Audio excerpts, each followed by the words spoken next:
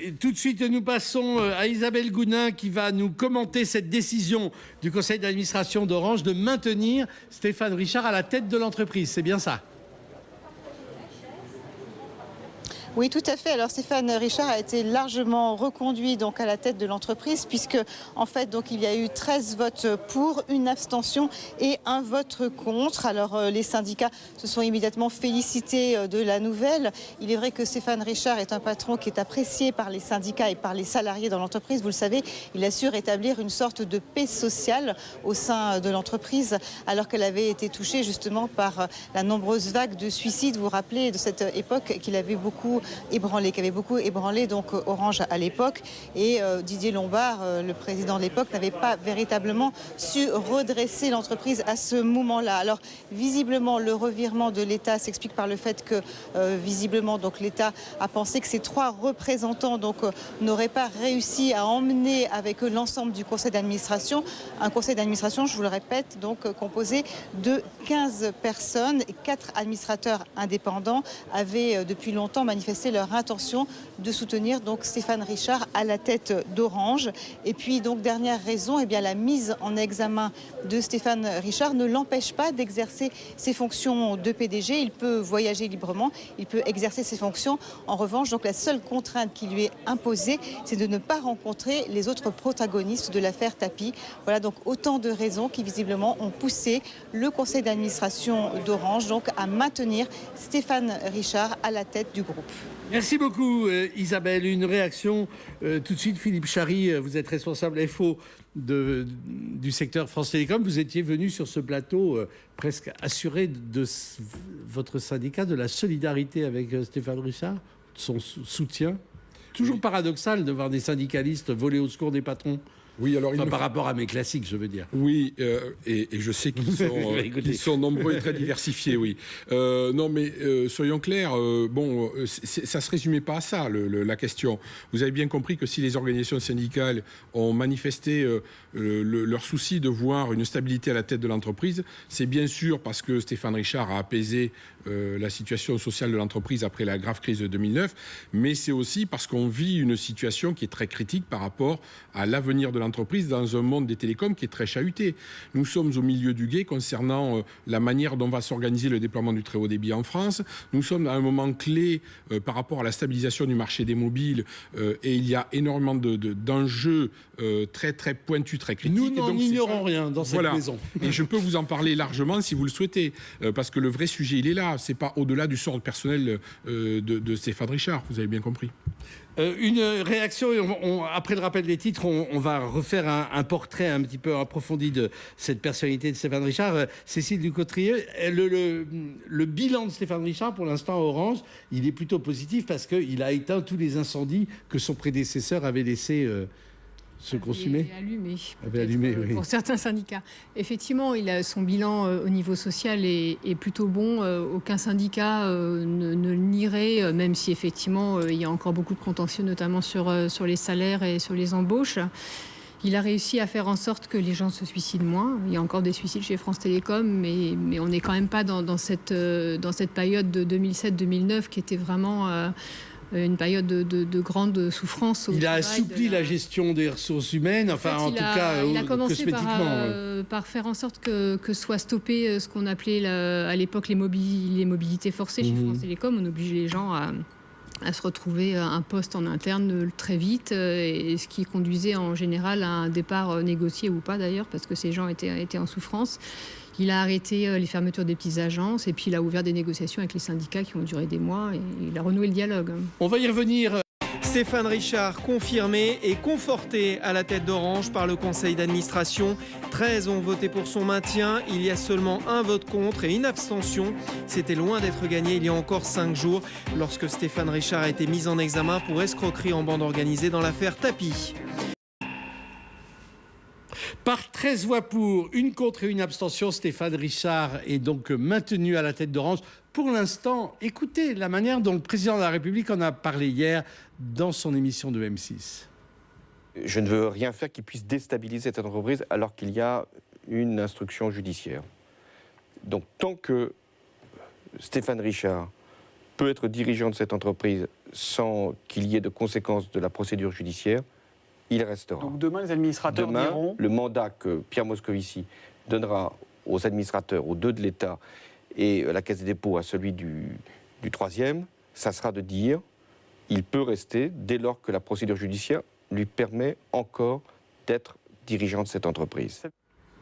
Denis Bagot, est-ce qu'il s'est fait une raison, le président, c'est-à-dire voyant que de toute façon, il n'aurait pas le vote des syndicalistes, etc., donc il valait mieux soutenir Stéphane Richard plutôt que d'avoir une sorte de camouflet d'un vote d'administrateur de l'État, représentant de l'État qui ne serait pas suivi.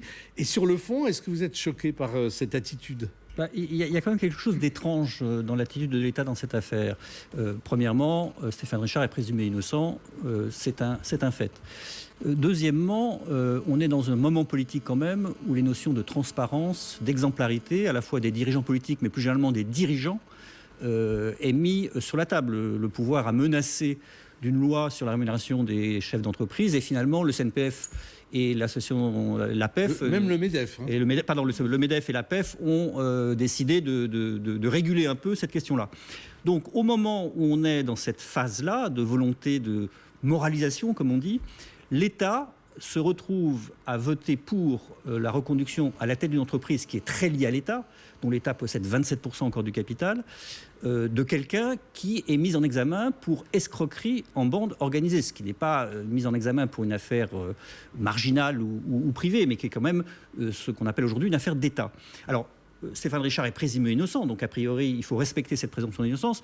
Mais il y a une jurisprudence qui existe au niveau de l'État, qui est la jurisprudence ministérielle dite Bérégovoy, où à chaque fois qu'un homme public, ministre, risque de mise en examen, il doit quitter le gouvernement. Le premier qui l'avait appliqué, c'est Pierre Bérégovoy. Il l'avait appliqué à propos d'ailleurs, coucou le revoilà, de Bernard Tapie en 92, qui avait dû quitter le gouvernement pour une affaire qui était une affaire privée, mais il était mis en examen, il a quitté le gouvernement, il est revenu quelques mois plus tard, une fois qu'il ait bénéficié d'un non-lieu. Là, c'est assez étrange que les administrateurs de l'État adoptent une position qui paraît un peu contraire à la philosophie générale du pouvoir aujourd'hui, qui est cette volonté, cette détermination du président de la République à faire valoir les questions de transparence et de moralisation. Et après, à la limite, on n'aurait pas imaginé que les administrateurs de l'État votent contre le maintien de Stéphane Richard, mais que l'entreprise étant aujourd'hui à majorité privée, ces administrateurs prennent leurs responsabilités et décident de le maintenir. Philippe Chary ? Oui, alors bon, tout d'abord, effectivement, il y a une différence entre les politiques et les chefs d'entreprise en la matière. D'abord parce que dans la pratique, on voit bien que la jurisprudence qui vaut pour les politiques n'a jamais été appliquée pour les chefs d'entreprise. Moi, ce qui m'inquiète un peu, c'est qu'on fait un cas d'espèce, on essaie de créer une exception pour, alors non pas Stéphane Richard, mais pour Orange, parce que je pense que c'est ça qui est derrière, et que tout le battage qu'il y a eu autour disons, du maintien au nom de Stéphane Richard n'aurait pas eu lieu peut-être si ça avait été une autre entreprise. Ça, c'est mon hypothèse. Ensuite, quand même, je dirais, c'est bien de regarder l'aspect moral des choses, hein, pourquoi pas, mais enfin, d'une part, il est toujours considéré comme présumé innocent, et d'autre part, son prédécesseur, qui lui est mis en examen pour des affaires beaucoup plus graves, a été nommé dans un poste de prestige à l'Élysée et personne n'a rien trouvé à redire. Donc moi je dis là aussi, deux poids deux mesures, qu'est-ce qui se passe ? Pourquoi ? Cécile Ducourtieu. Il est probable que l'État n'a pas voulu prendre le risque d'un camouflet politique en faisant voter, enfin en laissant ses administrateurs voter non, alors qu'il y avait 7 administrateurs indépendants plus 1 avec Stéphane Richard, ça fait 8, qui au moins pour partie se seraient prononcés pour, sachant qu'il y a déjà un contentieux très récent entre l'État, enfin entre Bercy, plus précisément, une partie de Bercy, parce que c'est compliqué, et Orange dans cette affaire Dailymotion où Orange avait voulu vendre sa filiale à 100% Dailymotion et M. Montebourg s'est bruyamment opposé à cette vente à l'américain Yahoo. Donc je pense que l'État, de manière très raisonnable, s'est dit, en tout cas l'Élysée, pas question d'aller vers un désaveu politique. Et puis, effectivement, la deuxième chose qui a dû peser très largement en faveur de M. Richard, c'est son bilan. Puis peut-être une troisième chose, c'est qu'il n'y avait pas de successeur évident. Oui, j'allais vous dire, ça aurait été une vraie déstabilisation de la boîte s'il s'était fait mettre en congé, d'après vous ? Je vous avoue que je ne peux pas vous répondre très précisément. À la base, quand on interroge les gens, il y en a pour moitié qui disent que ça leur fait ni chaud ni froid, et puis d'autres qui sont très inquiets. Mais c'est vrai que quand on regarde le nombre de patrons disponibles actuellement il n'y avait aucun nom qui venait naturellement. Enfin, il y en a un qui a été beaucoup évoqué, celui d'Anne Lauvergeon, et qui faisait quasiment l'unanimité contre lui en interne chez Orange. Donc ça a dû compter dans le choix de l'Élysée. Denis Pingot. Et juste un mot quand même, c'est quand même une très grande méconnaissance du fonctionnement des grands groupes de la part de l'État que de considérer que quelqu'un qui est en sursis, puisque c'est ce qu'a dit le président pour le moment, et qui est donc mis en examen pour escroquerie en bande organisée, puisse continuer à avoir le moindre pouvoir managérial dans son entreprise. Il est évident aujourd'hui, comme dans toute grande entreprise, qu'un patron qui est menacé ou qui est sur le départ, du jour au lendemain, n'a plus aucun pouvoir sur ses cadres et n'a plus aucun levier pour faire. En tout cas, c'est une baisse d'autorité, c'est un affaiblissement de son autorité personnelle. Et donc l'argument qui consiste à dire c'est pour sauvegarder les intérêts de l'entreprise me paraît un argument assez faible. Renaud Pilat, est-ce qu'on peut penser que les très vieilles amitiés strauss-kahniennes, puisqu'avant d'être Sarkozy, Stéphane Richard fut strauss-kahnien, n'ont pas laissé le ministre qui occupe Bercy, à savoir Pierre Moscovici, indifférente? C'est-à-dire que c'est aussi un homme qui a su cultiver et garder ses réseaux à gauche comme à droite. Qui vient de la gauche au départ et qui effectivement après s'est rapproché de Nicolas Sarkozy, et donc il y a beaucoup d'amitié et à droite et à gauche.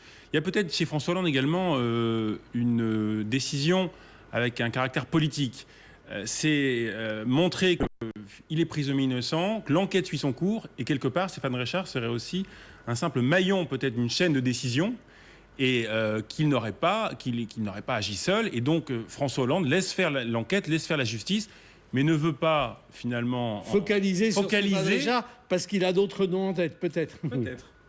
C'est une hypothèse. C'est une hypothèse intéressante. Mais alors, revenons à ce que Denis Pingot soulevait comme hypothèse. Est-ce qu'il va y avoir un affaiblissement du management d'Orange? Et c'est vrai que dans ce que dit Denis, il y a quelque chose de très logique, quoi. Un patron mis en examen sur, en plus, c'est vrai, un libellé quand même particulièrement infamant. Est-ce qu'il a la même autorité sur ses cadres? Est-ce que ses décisions vont être regardées de la même manière? Alors, il y a deux lectures à voir. La première, je reviens à ce que je disais au départ, à ce que j'avais déjà dit là, à ma précédente venue, c'est que ce qui peut affaiblir Stéphane Richard, c'est pas le fait d'être mis en examen, ce sont les commentaires les commentaires politiques en particulier, qui sont faits à l'extérieur de l'entreprise, qui effectivement déstabilisent. D'ailleurs, avant la mise en examen, nous avions déjà fait des communiqués de presse, nous, à Force Ouvrière.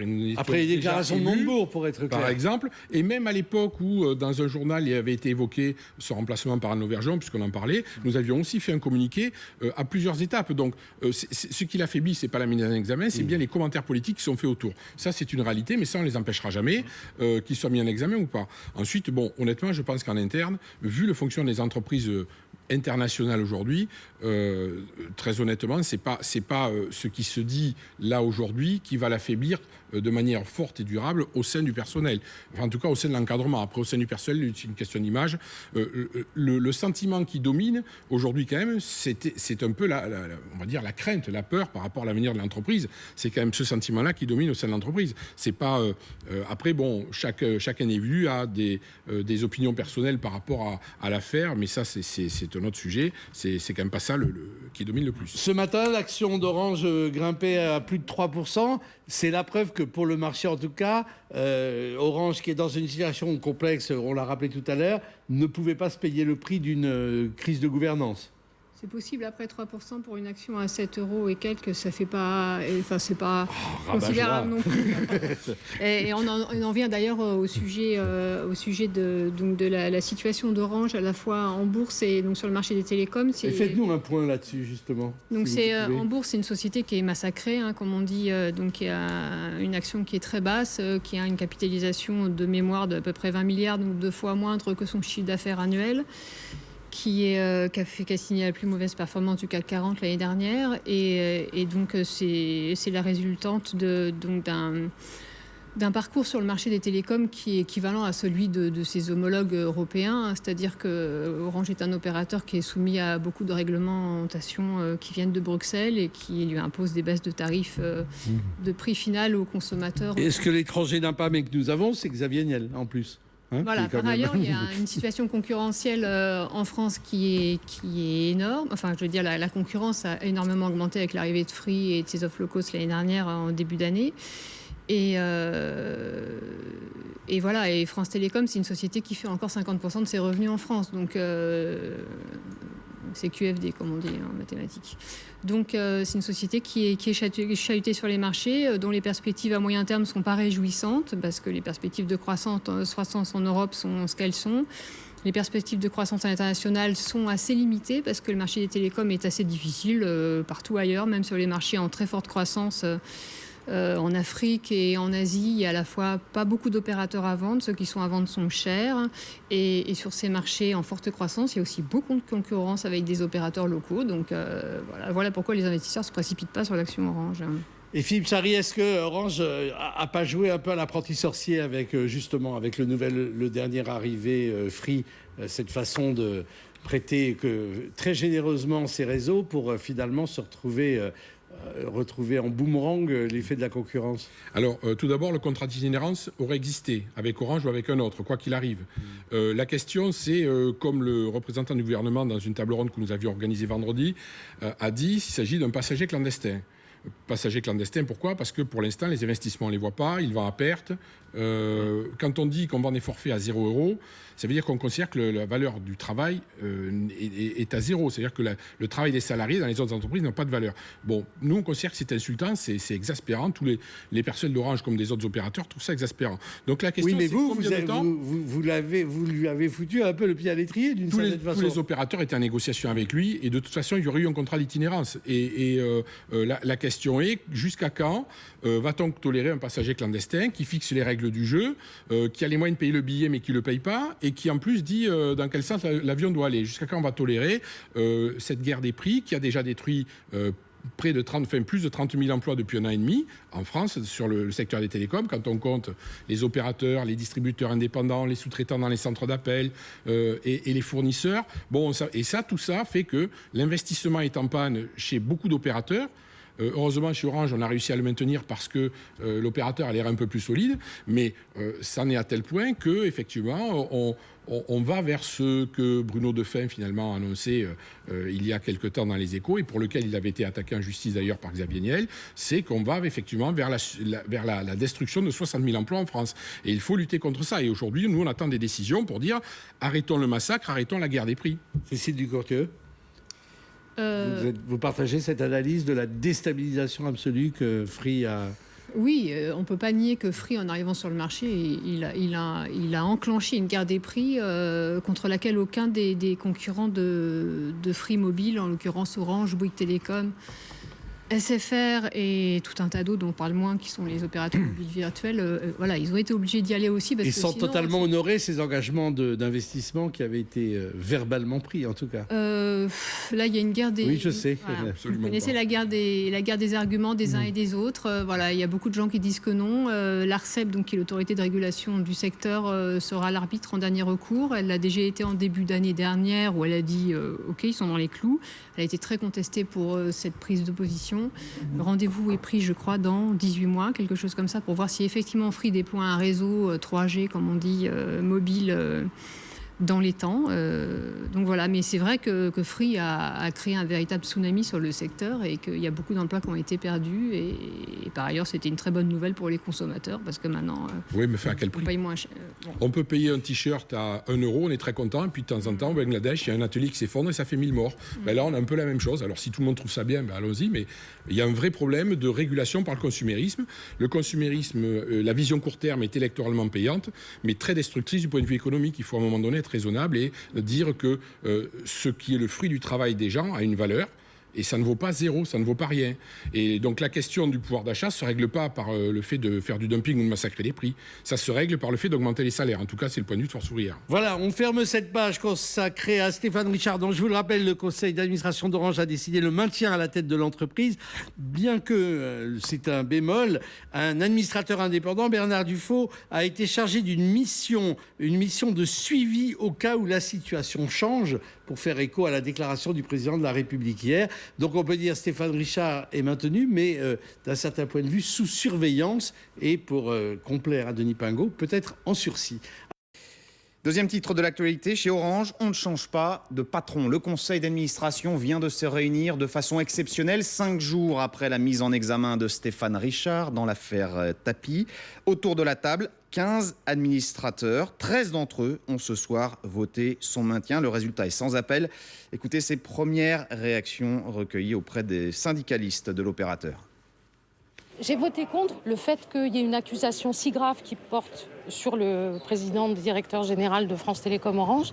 C'est aussi quelque chose qui menace en fait la stabilité de l'entreprise par l'activité de ses salariés, c'est-à-dire qu'ils sont en rapport avec des clients dans un contexte de concurrence qui est extrêmement difficile. Ce soir est un soir de rassemblement de tous les salariés au sein de leur entreprise. Nous sommes aujourd'hui Orange, le grand Orange, et nous sommes heureux de cette décision du conseil d'administration. 13 voix sur 15 en faveur du maintien de Stéphane Richard à la tête d'Orange. Et pourtant, dans un premier temps, il faut se souvenir que son départ paraissait inévitable. Voici le communiqué publié par Matignon dans les heures qui ont suivi sa mise en examen. Matignon avait indiqué par communiqué: le conseil d'administration devra décider des conséquences à tirer après cette mise en examen. Bonsoir Isabelle Gounin, vous vous trouvez devant le siège d'Orange. Que s'est-il passé depuis 5 jours pour que Stéphane Richard conserve finalement son poste ?